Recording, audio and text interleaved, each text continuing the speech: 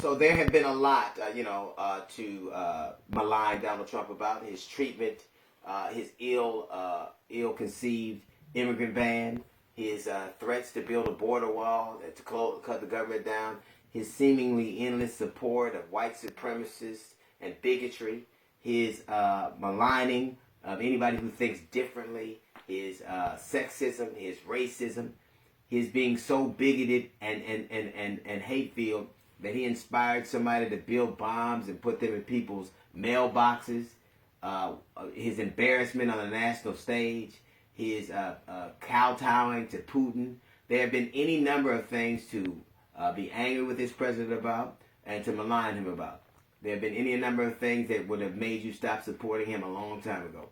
But he has this bedrock core of support, Trump supporters. And what are they angry about? What is the thing that's gotten their goat in the last 2 days? Two things. One is refusing to build, pulling out and not building a wall. Couldn't get the Congress to fund his wall, and he was going to shut the government down, but decided not to do it, which would have been a horrible thing for the people who depend on those jobs and that income during the holidays. They want to have a holiday with their family, just like you do.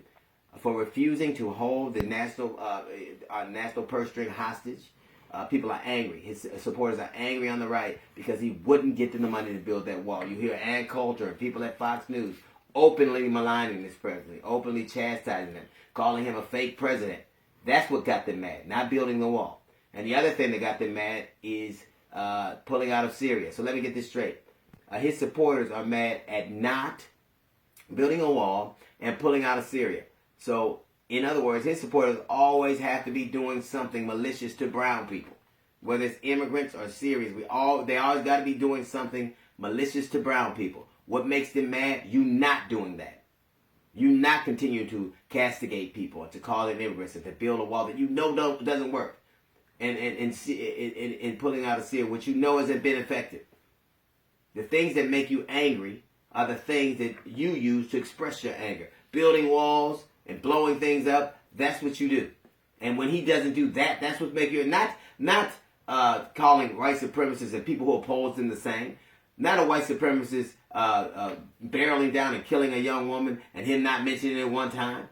Not him being decent to people who pass on or acting presidential. That doesn't get your goat.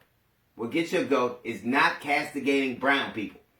That's what makes it wrong for you. If he doesn't continue to be your Captain Ahab, your instrument of destruction of brown people, that's the one thing that's intolerable for you. You can't do that. It can't happen.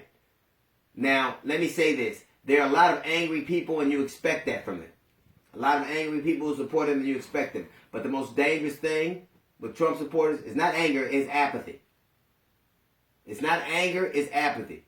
One A is active. The other is constant. There are people who look the other way while all these things happen. And to me, you're worse than the people who are angry about it. At least they tell you what they are. At least you know out front what they are. People who are apathetic get to pretend like they're decent people while they look the other way while evil gets done. That's the worst A, I think, in our language. Apathy. That's a little note from the GED section. We got the Jazz Report coming up in 15 minutes. It's the D.L. Hughley Show.